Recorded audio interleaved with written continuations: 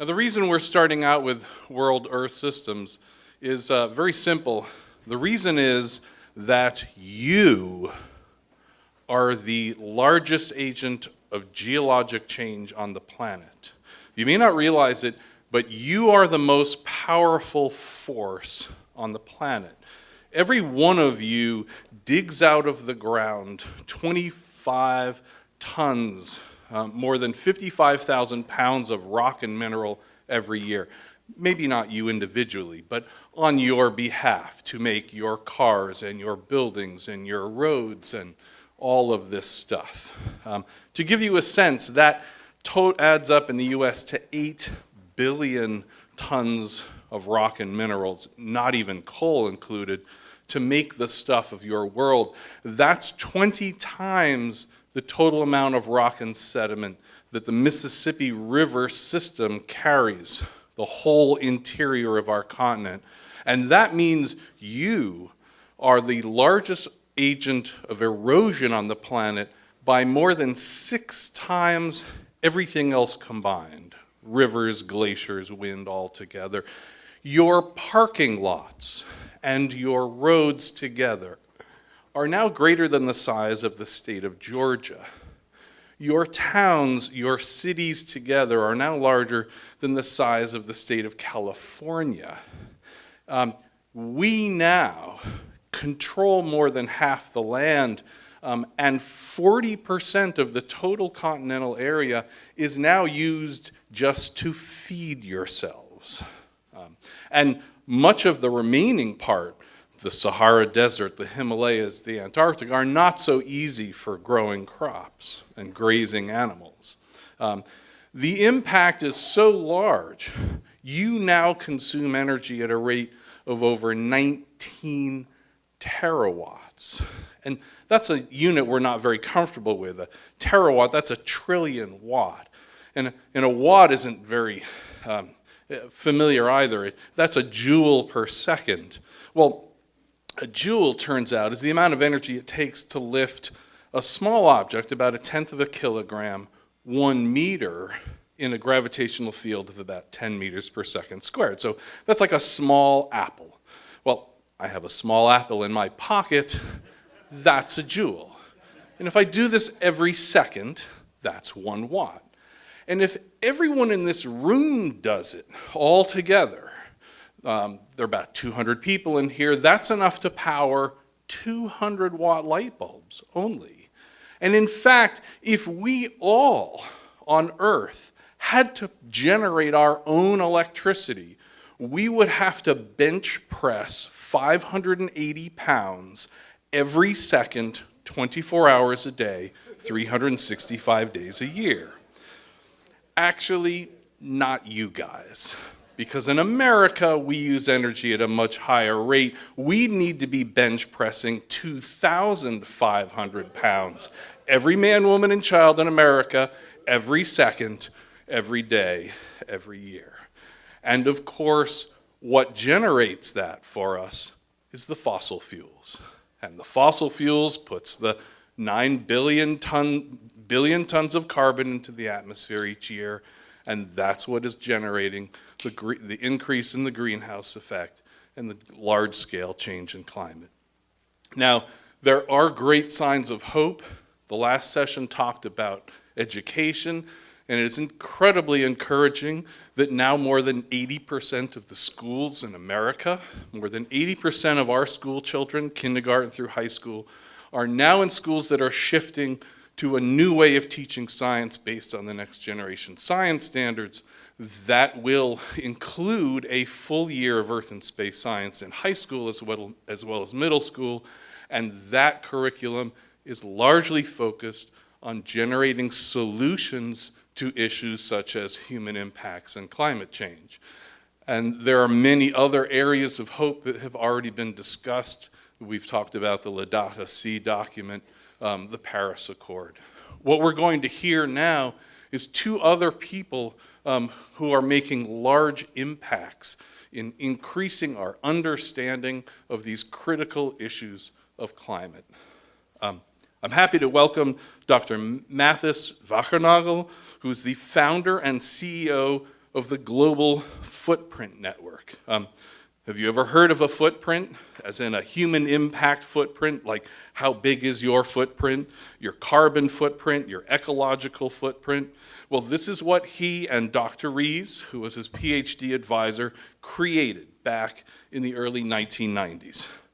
Now, when Mathis, with his organization Global Footprint Network, runs the annual Earth Overshoot Day, they generate over 1.5 billion media impressions. And as you know, the Earth Overshoot Day is the day in the year in which humanity has already demanded as much from nature as all of the planet's ecosystems combined can renew within an entire year. And of course, that year, that Overshoot Day each year arrives earlier than the year before. This past year, it was August 2nd. Oh, and in addition, Mathis says he can also ride bicycles backwards, which I would love to see. So please welcome Dr. Mathis Wackernagel. Thank you. Thank you, Michael. Thank you, Michael. Clearly, you're the next Bill Nye. It's wonderful. I told my son that I can ride my bicycle backwards, and he wasn't very impressed. I said, why not impressed? He said, it's just to show off. So, welcome you wonderful people. It's great to see you all. It's wonderful for the first time for me to be in St. Louis.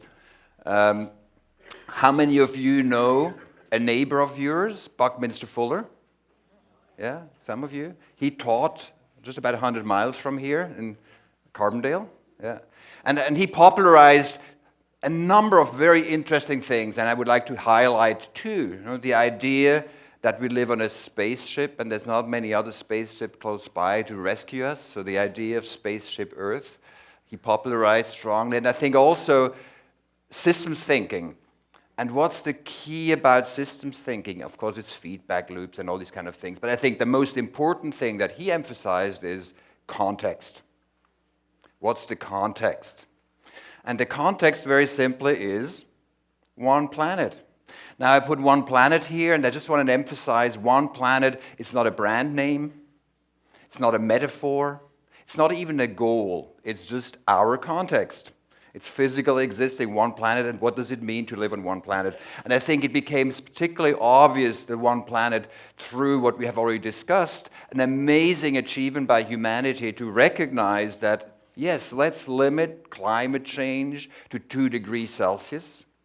And what we haven't fully recognized yet, and I would like to use some primary school science, because I think that's the best science, because you can actually test it yourself in your own kitchen. You know? What that means in terms of context.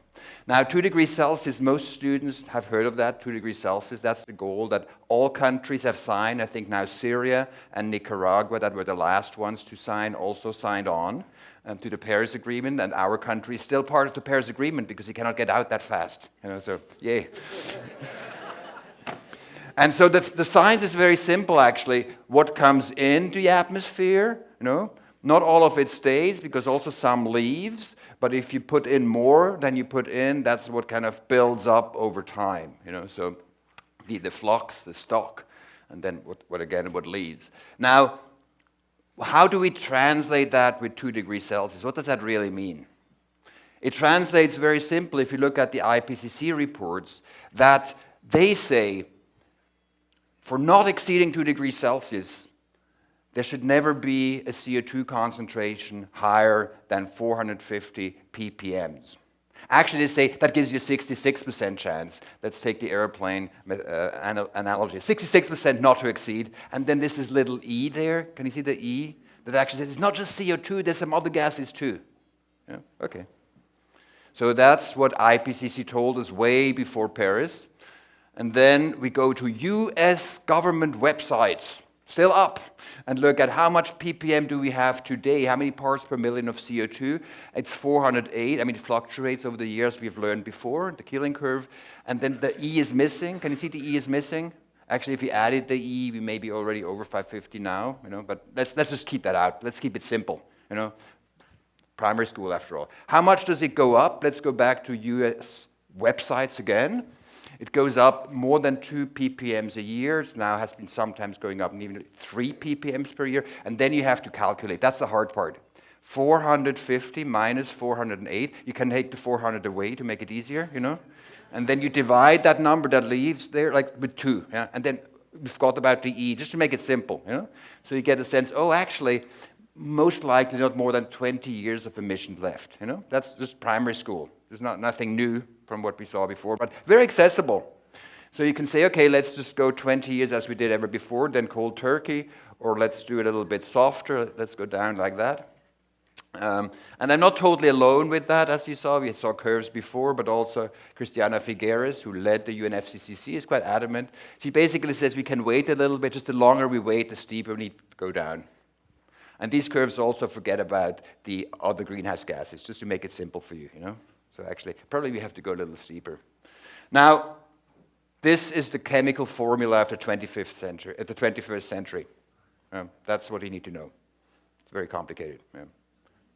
New chemistry, biochemistry. Okay, now, is it possible? We heard about that. There's some interesting reports that say it's totally possible and financially beneficial. One example is drawdown.org that looked at all the solutions that already exist today that are financially viable and technically possible, and we can get to 0 carbon emissions by 2050. And by the way, there's also a McKinsey report that said it. McKinsey, have you heard about them? They're these eco-freaks.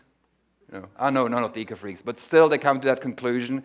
It's possible by 2050. And so the question is, we could do a little bit of a vote and say, okay, who wants Paris to succeed? Yay, no, yeah. Who thinks it's possible? Technically, yeah. And who thinks it's probable? So interesting, isn't that interesting? So really I think, and I will not spend too much time on that, but I think the big issue is the emotional context. So I think we understand the aspiration. I mean, not totally. There's still some disagreement about aspiration, even though 190 countries, and there are not that many more left, signed Paris. But what we don't acknowledge enough, I think, is that it also creates anxiety because people think, what does that mean? Will I not be able to eat chocolate? I love chocolate. And so I think we don't deal with that so well either. And I'm glad here it's also we're looking at the broader issues of the ethical dimension as well. And I think the most difficult one that we even talk least about is the ambivalence. Even for wonderful things, I got married. It was a wonderful idea to get married. And still, you feel the anxiety. You feel the ambivalence. You say, oh, who should we invite for the wedding? So you plan for the wedding. And even for the most wonderful things, you have anxiety and ambivalence. And I think helping society to deal with anxiety and ambivalence is fundamental to get to the goal that we want to get to. I will spend a little bit on it for now, the rest of the presentation, but more still from a perspective that's saying if we understand the world better, we can make better choices for ourselves. It's good for us. And of course there's anxiety and ambivalence, but I think what holds us back mostly is significant misconceptions, as Professor Molinas pointed out as well, and that's what I would like to go through. So what are the big misconceptions that I would like to look at? The first misconception that's very broadly held, and you think, really? But it's true, is that resources do not matter. If you take a course in development economics, for example, there may be one entry in the book that you read that says resources under the rubric of the resource curse, saying countries with resources, they have a really terrible time, there will be corruption, and it's terrible. Look at Switzerland, I'm from Switzerland. There's no resource there, people work hard, and then you get rich. I can tell you I've lived in many countries where people work harder than in Switzerland. That cannot be really the reason, So it's a bit more complicated. There's even this other report. I don't know if you know of this group, the World Bank group. Have you heard? Yeah. They make beautiful reports, and the poor African child, and with his beautiful eyes, building a sustainable future. And then they came to this conclusion. They said, let's find out how much wealth is there in the world. How much wealth is there in the world? So you look at the last column. They say, look, there are three types of capital. What we produce, our houses, human capital, our health, our institutions, and then natural capital too. And so they come to the conclusion that of all the wealth in the world, 9% is natural capital. Now think about that. How can the system, the total system, we are just a subsystem of that, be worth less than the subsystem? If you are on a spaceship, oh, by the way, you actually are, if you're overusing that spaceship, what would you like to have more of? Like more iPhones or more spaceships, you know? Would you turn the window of the spaceship into another iPhone screen, you know? Is it really substitutable? A good friend of mine told me the only people who can meaningfully substitute natural capital and human capital are cannibals. And you have to be very dedicated cannibals because, you know, with just saying 9% is the value of natural capital versus the value of people, you have to really just say, I only want to eat people. You know? Anyhow, so they don't say nature's not important, but the implication is just let's grow a little bit the human capital, we'll be fine, you know? And we know of natural capital, it's not something new. Oh, I did something terrible. I pressed the wrong button. Can you help me in the back? Probably not. Oh, excellent, thank you. Okay, so resource security is significant. We actually are physical beings. Like you pinch a needle in your hand and blood comes out. You know, we are physical. We're not just ideas in the end. Okay, resource significant, but what really we need to take care of is non-renewables. Have you heard of the idea of rare earth, like all these metals? Let me tell you, what's the rarest earth? Rare earth. The rare earth. There's only one earth. And of the metals, we can dig deeper. It just takes more energy to dig deeper. The planet is pretty big, you know?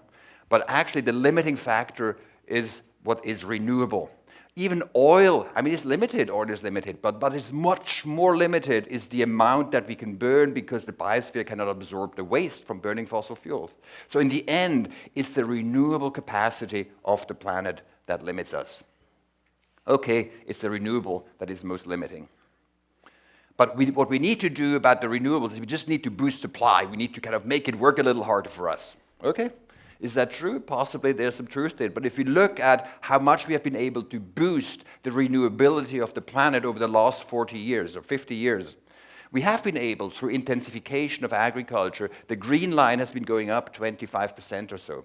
But our demand, which is the red line, has been going up threefold. If you go to a horse race, which horse do you bet on? The one that goes 27% or the one that runs at threefold, you know?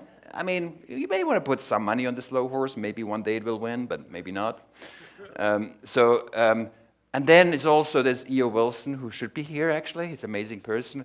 He realized, wow, he looks at presentation like this, wow, there's also other species. We're not the only species on this planet. There's about 100 million other species. They may need some space, too. He says, perhaps half Earth. Half for the other 100 million. We're one. The other one get half, you know. So then that would be the green line, would be how much probably would be useful to use, and you get a sense of where we are at. Now, how do we know how much we use compared to how much we have? It's very simple. We look at the world as if every country was a farm, because actually they are, you know. They are farms, and so they're productive areas, and so you can say life is very cooperative, but it's also quite competitive. Every potato I eat, you cannot eat, and vice versa. Or the seal that is eating a fish eats my fish, you know what I mean? You know, so we can add up all the areas that compete for space to say, how much does it take to support me? And then that's what we get as the ecological footprint. That's an origami representation of a Japanese artist, and his mother recycled the model afterwards. It's very ecological, but it's kind of sad. So at least we have a picture of his work. And so you see how kind of the various things demand like space. One big part that is now large was zero back 200 years ago is the carbon part, like how much air is necessary to absorb the extra CO2 that we just generously give to the world. It's a very big part, but we can add things up. Also, to make it a bit more comparable, not every hectare or every acre is of equal productivity. For example, the boreal forest in northern Canada compared to a banana plantation in Costa Rica, very different. So like with money that you translate into one currency, our currency is global hectares. An average hectare of average productivity, so we can compare areas around the world on an equal footing. And then when we do the calculation, we get to the realization using UN data is that our demand for humanity currently is 70% higher than what Earth can regenerate. And probably an underestimate, because biocapacity is overestimated most likely from UN data, and the footprint doesn't contain everything, so most likely the number may be higher. And so that's kind of what you see at the end. The red line versus the green line, that's 1.7, not even compared to E.O. Wilson's message. And you can look at all this data. Either you can go online, there's like all data you want, or you can just open this. We had a warning on this one before, and our communication director scrapped it for this edition, and I will bring it back next time, because it said, warning, contains infectious ideas. Unfolding may be irreversible. You will find out it's totally irreversible. You can also find out for yourself how big your footprint is. You know, it's kind of interesting. It's like looking in the mirror in the morning, adjusting your hair. You know, so find it's good. Or standing on a scale or whatever. It's useful. Don't do it too often, but maybe once or twice. So what we did is to say, yeah, maybe it's okay to boost supply, but demand management has to be part of the equation as well. But then people say, but, you know, it's good for humanity. What has humanity done for me? Like, what should I do? The strangest question that I get around the world, everywhere, is that people say, the world is out of control. China is growing through the roof, and the Americans will never give up their high consumption, and the Europeans, they love the good meats. It's out of control. You know, therefore, now they say the question, what can I do as little Colombia? What can I do as little Switzerland? You know? And when you think about it logically, it's totally absurd, because if the world is out of control, what's the business case for waiting? Don't you want to prepare yourself? No, it's very strange. Isn't it strange? Switzerland uses 4 times more than what the ecosystems of Switzerland regenerate. By the way, the UK as well. They say they want to be independent. Interesting. Anyhow, so it's direct self-preservation to address resource dependence. You know? It's good for you. And it's also good for the world, by the way.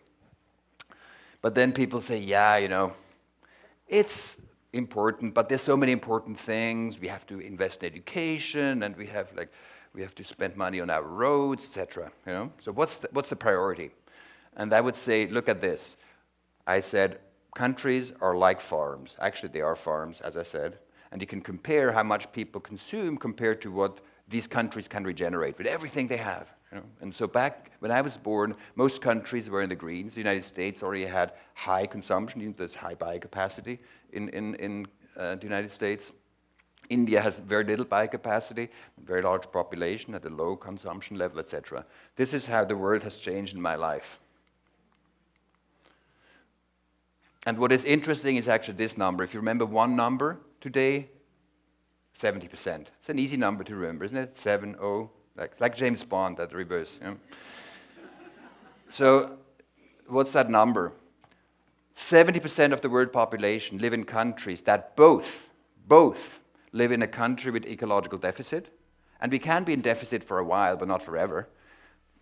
Ecological deficit, and they have less than world average income.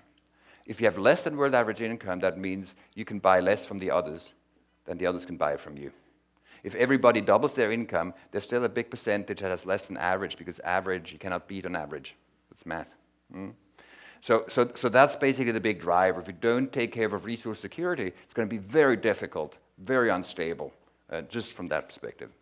Okay, here, 5 misconceptions. Resources do matter. Renewables are really essential. And that's also the part of climate change. Demand is core. You know, it actually is good for us, and it's high priority.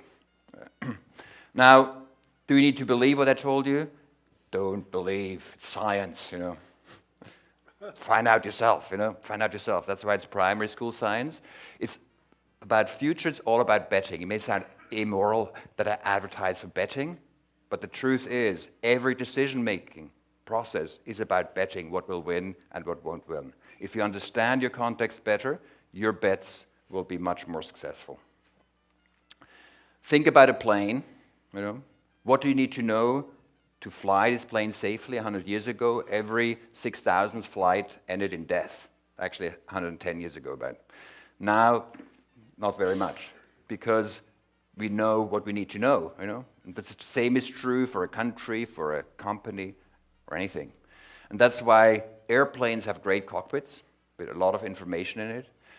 And our countries and our cities and our companies miss one key piece in the cockpit. We're flying without fuel gauge. You know? That's kind of silly. I mean, the FAA wouldn't allow these planes to fly. And what's the business case of saving on not having a fuel gauge? You know, not much. It doesn't have to be very precise. We have a fuel gauge. We have an old Prius car, and we can drive much further on the first half of the tank. You know, strangely enough. So it's not very precise apparently. But I don't tape it over because I say you're wrong. It's actually still good to know more tendentially where you are. Okay. That's why we also communicate about these things. We call it Earth Overshoot Day, the day in the year by which we have used as much as the planet can renew. You know? And if you actually listen to the sentence, I think it's about 20 words. Yesterday I counted it out. The day in the year by which humanity has used as much as Earth can renew.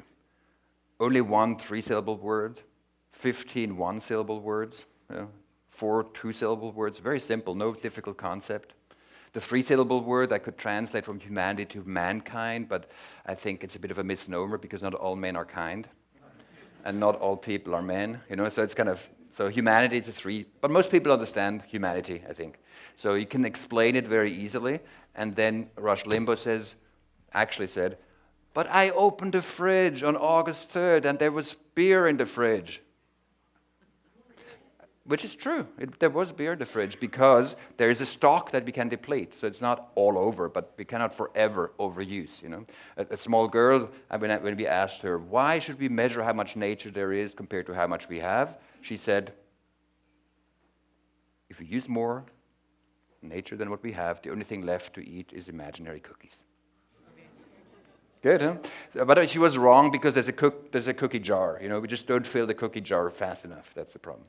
Okay, but the point is not Earth Overshoot Day. The point is really what we call move the date. What can you do to move the date into the future? If we cut CO2 emissions by 2 or in half, we would move the date 89 days out. Pretty good. And that's also the ask for you. I'll be circulating these orange sheets if you want to be part of this and kind of put your email on it. We have a newsletter, and then we are looking for people who are interested in saying, how are they moving the date? You know, because that's a good story. How can you move the date? We see 4 major factors that drive it at the macro, at the micro level. One is, how do we build our cities? If you compare compact Mediterranean cities with an Atlanta, for example, up to factor 4 difference in how we live. You know, and I would prefer probably the Mediterranean city to live in. How do we generate our energy? Is it with coal power or with solar power? Huge difference. How do we feed ourselves? We can be less on the food chain, we can have less food waste, etc. And of course also, how many are we? That also is a big piece. And the good news there as well is if you invest more in women, there's better outcomes in health, better outcomes in education for the next generation. So there are lots of gains in the short run and also in the long run. So with that, I would like to come to the closure and say, actually, with every dollar you spend, we choose the future. You bet on the future. And what do we need to think about? One is, are we generating things that create value? Because if they don't create value, we cannot replicate them. So it's important to be economically profitable, you know, so because that can be replicated. At the same time, every project, I hope, helps us to become more resource secure. And with that, I would like to stop and say, accounting, we are bean counters. May sound a little boring. We are actual bean counters. We count all the beans and tomatoes and potatoes and everything. But actually, if we have an understanding of the budget, we can build something that really lasts well. And the invitation is, let's do it together. You know, we can do it together. We want to move the date. If you're interested, we want to feature that. Last year, we got over 1.5 billion media impressions of people interested. Most of them were not in the United States. In France, we had all the top newspapers have a whole page on Earth Overshoot Day. Actually, one newspaper, Libération, they had the first 5 pages. You know, that normally only happens if the Pope Mobile and Air Force One crash together or something. You know, so that didn't happen.